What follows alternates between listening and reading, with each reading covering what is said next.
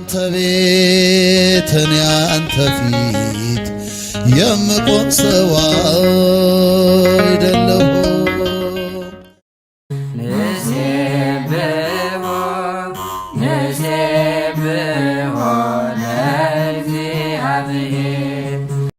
ፈልጊውስ ማንን ነው? ጌታችን መድኃኒታችን ኢየሱስ ክርስቶስ በዮሐንስ ወንጌል ምዕራፍ 20 ላይ የተናገረው አሁን ካህኑ በቅዳሴ ላይ ያነበቡልን የወንጌል ክፍል ነው። አንቺ ሴት ምን ያስለቅስሻል? ማንንስ ትፈልጊያለሽ? ያለው ጌታችን ለአንዲት ሴት ነው ይህን ያለው። እንግዲህ ጌታችን መድኃኒታችን ኢየሱስ ክርስቶስ ይህን ያላት ማርያም መግደላዊት ትባላለች። ወበውእቱ ሰንበት መጻት ማርያም መግደላዊት በጽባሕ አበ መቃብር ወረከበት እብነ እቱተ። ማርያም መግደላዊት ከመቃብሩ ሌሊት ቀደም ብላ መጣች፣ ወደ ጌታችን ወደ ኢየሱስ ክርስቶስ መቃብር መጣችና ድንጋዩን ተንከባሎ አገኘችው ይላል። በዚህ ጊዜ ከመቃብሩ ዙሪያ ቆማ ታለቅስ ጀመረ። ጌታችን መድኃኒታችን ኢየሱስ ክርስቶስም መጥቶ አንቺ ሴት ምን ያስለቅስሻል? አለች። ጌታዬ ኢየሱስ ክርስቶስን የት እንደወሰዱት አይተዋልን? አይተው እንደሆነ ንገረኝ፣ ከወሰዱበት እጄ ልቅባው፣ ሽቱ ልቅባው አለ። ከዚያ ማርያም ብሎ በስሟ ጠራት። የዚህ ጊዜ አወቀችውና ረቡኒ መምህር ሆይ አለችው። ሂዳ ልትዳስሰው ስትል ዘልክፍኒ አትንኪኝ፣ ገና ወደ አባቴ ወደ አባታችሁ ወደ አምላኬ ወደ አምላካችሁ አላረኩምና ሄደሽ ለሐዋርያት ተነስቷል ብለሽ ንገሪያቸው ብሎ ትንሣኤውን ገለጠላት። ከዚህ በፊት ግን ትንሣኤውን ያየችው ማርያም መግደላዊት አይደለችም፣ እመቤታችን ናት የምትቀድመው። ቅዱስ ያሬድ በዝማሬው በቅደም ተከተል አስቀምጧቸዋል። አብርሂ አብርሂ ማርያም ወላዲተ አምላክ፣ አብርሂ አብርሂ ማርያም መግደላዊት እያለ በቅደም ተከተል ስትመጥተንሳ ክርስቶስ ሙታን፣ ክርስቶስ ከሙታን ተለይቶ ተነስቷልና ማርያም ድንግል ማርያም ሆይ እናቱ አብሪ፣ ቀጥሎ ደግሞ ማርያም መግደላዊት። ስለዚህ መጀመሪያ የተነሳችው መጀመሪያ ትንሣኤውን ያየችው እመቤታችን ናት። ክርስቶስ ሲወለድ መጀመሪያ ያየ እናቱን ነው። ሲሰቀልም ለመጨረሻ ጊዜ ሊሞት ሲል ያያት እናቱን ነው። ተነስቶ መጀመሪያ ያያት እናቱን ነው። እስከ ዓለም ፍጻሜም ድረስ የዓይኑ ማረፊያ እመቤታችን ቅድስት ድንግል ማርያም ናት። ስለዚህ ወደ እሷ የዞረ ሁሉ ከክርስቶስ ጋር ይታያል። ታዲያ ለእሷ ከተገለጠ በኋላ ማርያም መግደላዊት ለምትባል ሴት ተገልጦላታል። ከዚህ በፊት ድንጋዩን ተንከባልበን ያገኘችው። ከዚህ በፊት እንግዲህ ጌታችን መድኃኒታችን ኢየሱስ ክርስቶስ ዮሴፍና ኒቆዲሞስ ዓርብ መጥተው ሽቱ በተረበረበ በፍታ በንጹሕ ጨርቅ ገንዘው ቀብረውታል። ከቀበሩት በኋላ አይሁድ እንዳይነሳል ብለው ጠርጥረው ለ50 ለ60 የሚነሳ ድንጋይ ገጥሞት ሂደዋል። በዚያ ላይ በሮም ማኅተም በሮም ንጉሥ ማኅተም የታተመ ማኅተም ትልቅ ቁልፍ ቆልፈውበታል። በዚያውም ላይ ደግሞ እንቅልፍ የሌላቸው ከሮም ወታደሮች ኃያላን የሆኑትን መርጠው ከመቃብሩ ላይ ጠባቂ አቁመውበት ነበረ። መንፈቀ ሌሊት በሆነ ጊዜ ጌታችን መድኃኒታችን ኢየሱስ ክርስቶስ መግነዝ ፍቱልኝ፣ መቃብር ፍቱልኝ ሳይል ተነሳ። ይኸው ምስጢር አለው። ቀድሞ በሕቱም ድንግልና ተጸንሶ በሕቱም ድንግልና ለመወለዱ ኋላ በሕቱም መቃብር ተነሳ። የእመቤታችን ማኅተመ ድንግልና ሳይለውጥ ተወልዶ ስለነበረ ያንን ያጠይቅ ዘንድ መቃብሩ ሳይፈታ ተነሳ። በዚያ ጊዜ ወታደሮቹ ምንም ሊያደርጉ አልቻሉም። ደነገጡ፣ ወደቁ። ከዚህ በኋላ ክርስቶስ ኃይሉን ገለጠ። ጌታችን መድኃኒታችን ኢየሱስ ክርስቶስ አምላክነቱን የገለጠባቸው 3 ምስጢሮች አሉት። አንዱ ልደቱ ነው፣ ሁለተኛው ስቅለቱ ነው፣ ሶስተኛው ትንሣኤው ናቸው። እነዚህ ጌትነቱን ያስረዱለታል።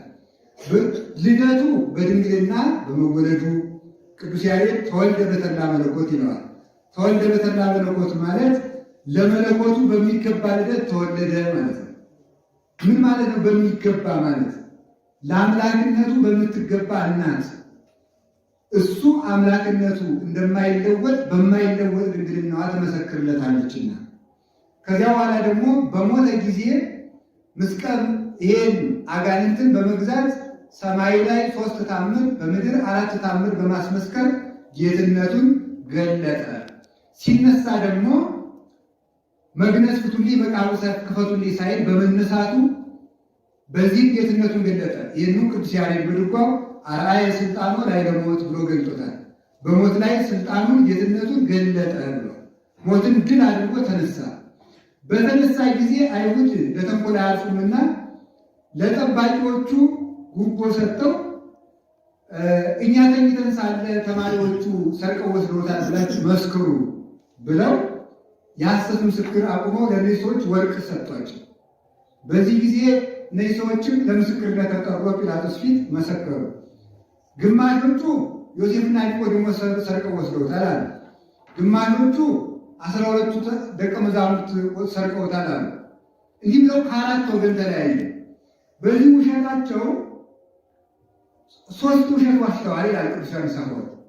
አንድ ውሸት የተኛ ሰው ማን እንደወሰደ አያውቅም። የውሸት የሚያተኝተንሳ ነገሩ ወሰደ ይባላል። ካየ ለምን ለቀቃቸው? ከተኛ እንዴት አያቸው? የውሸት ነው ፈጽሞ ማለት የክርስቶስን ትንሣኤ እንደውም ማሰብ የሚያስረግጡልን እነዚህ ውሸታሞች ሰዎች ናቸው። ስለዚህ አላዩም። ካላዩ ደግሞ መመስከር የለባቸው። ሁለተኛው ውሸት ደግሞ ድንጋዩ ለአምሳለ ስሳ የሚነሳ ድንጋይ ነው። ረሃብ ያደከማቸው 12 ተማሪዎች ድንጋዩን ማንሳት አይችሉም። ከዚህ በተጨማሪ ደግሞ በሞተ ዕለት ጥለውት የተመተኑ ተማሪዎች ከተቀበረ በኋላ ደፍረው አይመጡም። መጀመሪያ ፈርተው ሸሽተው ነበርና። ሶስተኛ ደግሞ የሚወስድ ሰው መግነዝ ይወስዳል እንጂ በእድል ብቻ ጥሎ መግነዝ ጥሎ አይሄድም። ከነ መግነዙ ጥሎ ይዞ ይሄዳል እንጂ። አራተኛ ደግሞ በአይሁድ ልማድ ሰው ሲቀበር መግነዙ ከሰውነቱ እንዳይላቀቅ በከርቤ ያጣብቁታል። ከመግነዙ ላይ ከርቤ ይነሰንሱበታል። ከዚያ በኋላ መግነዙን ማላቀቅ አይቻልም። ለምን? ሰውነቱ አብሮ ይፈርሳል እንጂ። ጌታችን መድኃኒታችን ኢየሱስ ክርስቶስ ግን መግነዙ ለብቻው ተገኝቷል፣ ሰበኑ ለብቻው ተገኝቷል። ስለዚህ እንዴት እንደዚህ ሊሆን ይችላል ብለው ይህንን አፋቸውን በእጃቸው እንዲይዙ ካደረጓቸው በኋላ የለም አናምንም አሉ። አስቀድሞ ሌሊት ጌታ ለጲላጦስ እኔ ተነስቻለሁ፣ ማለዳ አይሁድ ይመጣሉ እንዳታምናቸው ብሎታል በራእይ።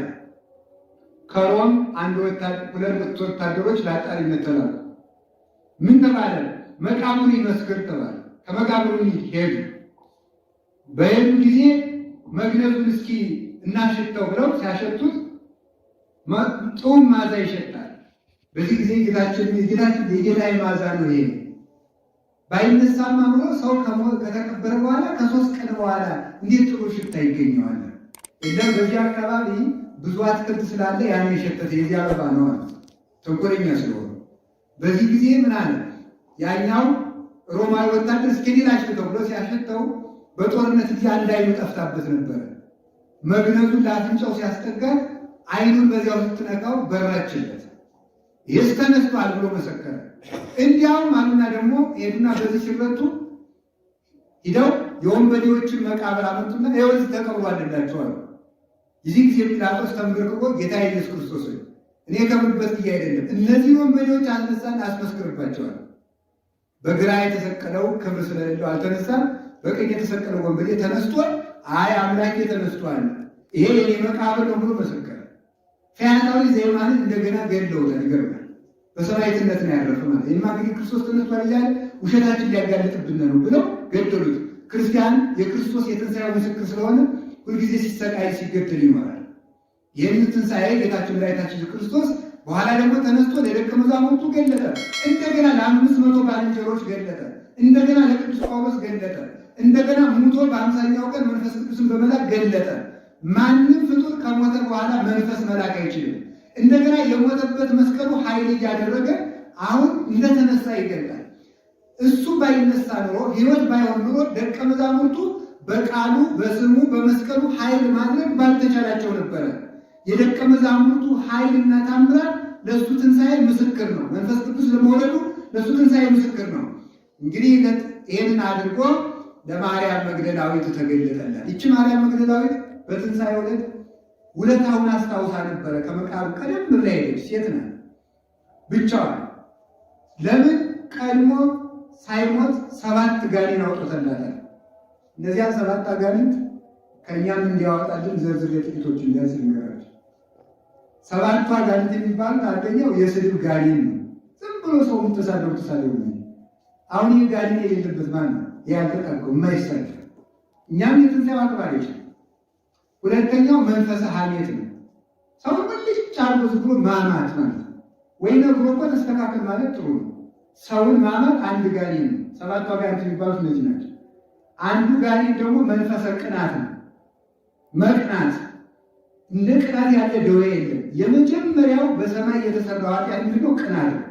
የዲያብሎስ የመጀመሪያው ኃጢአት ነው። ቅናት ያለበት ሰው ምን ያደርጋል? ቅናት ያለበት ሰው ይመቀኛል። የሚመቀኝ ሰው ደግሞ ያጠፋል። ስለዚህ ዲያብሎስ ቀናተኛ ነበር። ስለ ቀና አዳም ተመቀኘው፣ ስለተመቀኘ ገደለው። ቅናት ነፍሰ ገዳይ ያደርጋል። አንዱ መንፈሰ ቅናት ነው። አንዱ መንፈሰ ትውዝፍት ነው። መንፈሰ ትውዝፍት የሚል ደግሞ በሴቶች ተጠግቶ የሚኖር ጌጥ አብዙ አብዙ የሚል ጋኔን ነው። ጌጥ አብዙ የሚል ጌጥ እንዲያበዙ የሚያደርግ ጋኔን ነው። ደግሞ አንዱ መንፈሰ ትዕቢት ነው። እኔ ከገሌ ይሻላለሁ፣ እገሌ ከኔ ያንሳል እያሉ ራስን ከሌላው እያነጻጸሩ ራስን መልከኛ፣ ቅዱስ፣ ክቡር፣ ሊቅ፣ ቡሩክ ማድረግ ነው። ለጋስ፣ ቸር፣ ደግ፣ ትጉህ ማድረግ ራስን ማለት ነው። ይህ ትዕቢተኛ አንዱ ጋኔን ይሄ ነበር ማለት ነው። እነዚህ 7 አጋንንት መንፈሰ ትውዝፍት፣ መንፈሰ ትዕቢት፣ መንፈሰ ጽርፈት፣ መንፈሰ ስስት፣ እነዚህ 7 አጋንንት ሰፍረውባት ነበረ። እነዚህን አውጥቷላታል። በእኛም ተጠግተው እንድንቀና፣ እንድንሳደብ፣ እንድናማ፣ እንድንታበይ የሚያደርጉትን አጋንንት ሁሉ እግዚአብሔር ያርቅልን። እንግዲህ ሰምታችኋል። ከዛሬ በኋላ እግዚአብሔር በቃ ይበለን። እነዚህ የሚሳደብ፣ የሚያማ፣ የሚታበይ፣ የሚቀና ሰው 7 ጋኔን አለበት። ወደፊቱ ይወቁት። ዛሬ ከትንሣኤ በኋላ እነዚህን አስተውለን እንድንሄድ እግዚአብሔር ልቡን አይስጠን። ይችን ሴት በኋላ ይሆን ይህም ሁለታውን አስታውሳ ቀደም ብላ ፍቅር ፍርሃትን ያርቃል፣ ሃይማኖት ፍርሃትን ያርቃልና ሄደች። ስትሄድ ድንጋዩ ተንከባሎ አገኘችው። ድንጋዩን ያንከባለለው መልአክ ምንድን ነው ይላል ሊቁ ሲተረጉሞ፣ መቃብር የተባለ የሰው ልብ ነው ይላል። የተዘጋ መቃብር የሚባለው ክርስቶስ ዛሬም ሙት ነው ብሎ አልተነሳም ብሎ የሚያምን ከሃዲ ነው። የተከፈተ የሚባለው ደግሞ በክርስቶስ የሚያምን ክርስቲያን ነው። ድንጋዩን የሚያንከባልለው መልአክ የተባለ ክደትን የሚያርቅ መምህር ነው። ክደትን ክርስቶስማ ተነስቷል ብሎ የክደትን ድንጋይ አንከባሎ ምዕመናን በእውነት ክርስቶስ ተነስቷል ብለው እንዲያምኑ ለትንሣኤው እንዲሞቱ በትንሣኤው እንዲጠመቁ የሚያደርግ ያለው መልአክ ተብሎ ይጠራል ማለት ነው። ያንን ድንጋይ አንከባሎ አገኛት። ኋላ ስለተጠራጠረችው እናደረገ አትንኪኛት፣ ለጊዜው ምን ያስለቅስሻል ያላት ትክክለኛ መልስ ይሄ ነው። ሊቃውንት የሉቃስ ወንጌል ምዕራፍ 10 ቁጥር 42 ሲተረጉሙ ይላል አንድ ነገር ይበቃል ይላል ብሎ ነበር ጌታ። እዛች ለማለታም እንዳሉስም ህዳት ያክል ወማኮ አሐቲ መክፈል ጥቂት ይበቃል እኮ ብሎ ነበር። አንድ ይበቃል፣ አንድ ይበቃል ይላል። አሐቲ መክፈል አንድ የተባለ ምንድን ነው? እግዚአብሔር ነው። እግዚአብሔር ይበቃል። አሁን ሰው የሚጨነቅበትን ርዕሰ ጉዳይ እንኳን አያውቅም። የጤና ስለ ጤና ይጨነቃል ሰው። የጤና ባለቤት እግዚአብሔርን አጣሁት ብሎ የሚጨነቅ የለም። ሰው ለክብሩ ይጨነቃል። የክብር ባለቤት እግዚአብሔር ጠላኝ፣ እግዚአብሔር ራቁ ብሎ የሚጨነቅ ግን የለም። ሰው ስለ ገንዘብ ይጨነቃል። የገንዘብ ባለቤት እግዚአብሔር ግን የሚፈልገው የለም። ለሁሉም ነገር ሰው ለውበቱ ይጨነቃል። የውበቱን ጌታ እግዚአብሔር የሚፈልገው የለም። ሰው ጉልበት እንዲኖረው ብሎ ይጨነቃል። የኃይል ባለቤት እግዚአብሔር ግን ረስተነዋል። ሰው ለቤት ይጨነቃል። የቤት ባለቤት እግዚአብሔር ረስተነዋል። ሰው ዘመድ እንዲበዛለት ይጨነቃል። የዘመድ ባለቤት እግዚአብሔርን ረስተነዋል። የረፍት ባለቤት እግዚአብሔርን ረስተነዋል። ለዚህ ነው ምን ያለ ትክክለኛ ጥያቄ ሌሊትና ቀን ሰው የሚጨነቅበት ትክክለኛ ጭንቀት የሚባለው ከእግዚአብሔር ርቄ ይሆን ተብሎ የሚጨነቁ ጭንቀት ነው። እግዚአብሔርን ፈልጋ ስለመጣች አገኘችው። ማለዳ መጣ አገኘችው። ከዚያ ምን አላት? አትንኪኝ ያላት ሴቶች ቅዳሴ መቀደስ ስለማይችሉ ነው ብሎ አባቶቻችን ተርጉመዋል። ሴቶች ቅዳሴ አይቀድሱም፣ ወንድ እንደማይወልደው ማለት ነው። እንግዲህ ሁሉም ጸጋ አለው አይደል? አሁን ወንዶች እንውለድ አይልም፣ ሴትን እንቀድስ አትልም። ይህንን ለማርያም መግደላዊት ጌታችን መድኃኒታችን ኢየሱስ ክርስቶስ እንባዋን አብሶ ተነስቻለሁ አላት። ኋላ ይህና የልጅና ልክ ለእነ ቅዱስ ጴጥሮስ ንገሪያቸው ተነስቷል ብለሻል። ለምንድን ነው ጌታ መጀመሪያ ለሴት የገለጠ ትንሣኤውን? ለወንድ አይገልጥም? ለሐዋርያት አይገልጥም? መጀመሪያ ዲያብሎስ ያጠፋን በምንድን ነበር? በሴት ነበረ።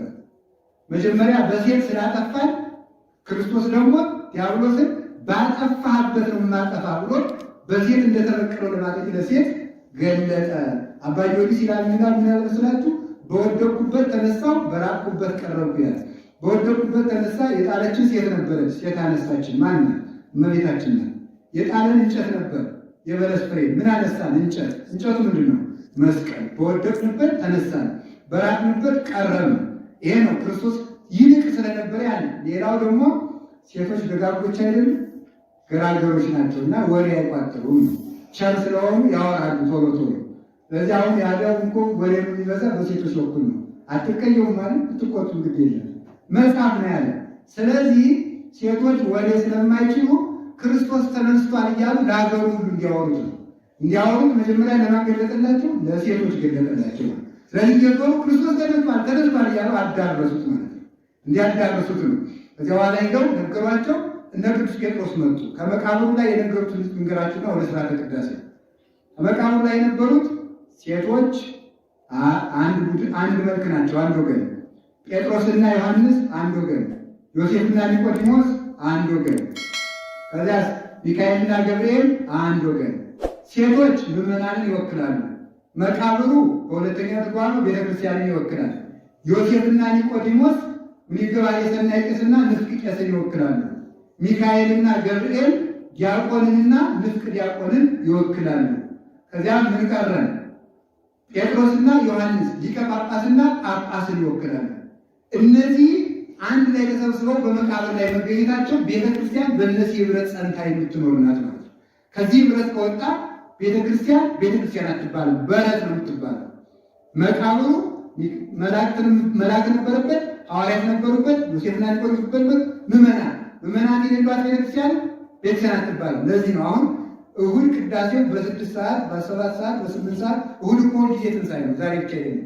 ለምን ነው ጊዜ 6 ሰዓት 7 ሰዓት የማንቀድሰው? ለምን ይመስላችኋል? ምዕመናን ሳይመጡ ቅዳሴ አይቀደስም። አንዱ የቤተ ክርስቲያን መሰረት ምዕመናን ስለሆኑ፣ ስለዚህ ሴቶች ምዕመናን ወክለዋል። ንፍቅ ቄስና እነዚህ ደግሞ ዮሴፍ ሚካኤል ኒቆዲሞስን ወክለዋል። ወለስጅ ወለደዌ አምሳለ ደዊሆሙ ለዮሴፍ ወለኒቆዲሞስ ለገነዙ ወደ ሥጋከ ይላል ካህኑ ማለት ነው። መቅደስ ውስጥ እኛ ስለምዕመናን ስለማይሰሙት በፊት እጆችን አንተን እንደገነዙ እንደ ዮሴፍና እንደ ኒቆዲሞስ እጅ አድርግልኝ። ኢየሱስ ክርስቶስ ሊቀ ካህናትን በከመ ሰመርከ ሎሙ ለዮሴፍ ወኒቆዲሞስ ከማሁ ስመር ለነ። ሊቀ ካህናችን ኢየሱስ ክርስቶስ ንፍቁ ቄስ ደግሞ እንዲህ ይላል፣ ዮሴፍና ኒቆዲሞስ ሲገንዙ ደስ ብሎ እንደተቀበልካቸው እኛንም ቅዳሴ ደስ ብሎ ተቀበልልን ብሎ ደግሞ ንፍቁ ቄስ ይለምነዋል። ዲያቆኑና ንፍቅ ዲያቆኑ የሚቀድሱት ሁለቱ ዲያቆናት ደግሞ ምንን ይወክላሉ? ሚካኤልና ገብርኤል ይወክላሉ። በእነዚህ ህብረት እንኖራለን ማለት ነው። ብሶታችን ያንን እንባል ይዘን ከእነዚህ መሀል ስንገኝ ክርስቶስ ይገለጣል ማለት። ብሶታችንን ችግራችንን ቤተክርስቲያን ይዘን በዚህ ህብረት ስንገኝ ክርስቶስ ተገኝቶ ብሶታችንን ያስወግዳል፣ እንባችንን ያብሳል ማለት። አሁን ሁልጊዜ ደስ ሊለን የሚገባ በምናስቀድስበት ጊዜ ሊቀ ካህናት ኢየሱስ ክርስቶስ በዚህ ይገኛል። በዚህ እርግጠኛ ሆኖ ይገኛል። አሁን አለ አብሮ። ስለዚህ ክርስቶስን አግኝተነው ዳሰነው ተዋህደነው ነው የምንሄደው። ለዚህ ያበቃን ፈጣሪያችን ኢየሱስ ክርስቶስ ስሙ የተመሰገነ ይሁን። እኛንም ከውድቀታችን ያንሳን። በሉ እንግዲህ ዛሬ ከቤታችሁ ሁላችሁ ትንሣኤ ነው። በትንሣኤ ዕለት ውድቀት አይገባም። አብዝታችሁ እንዳትጠጡ እንዳትሰክሩ፣ በዚያው መልእክት ነው። ወስብሐት ለእግዚአብሔር። ወደ ስራ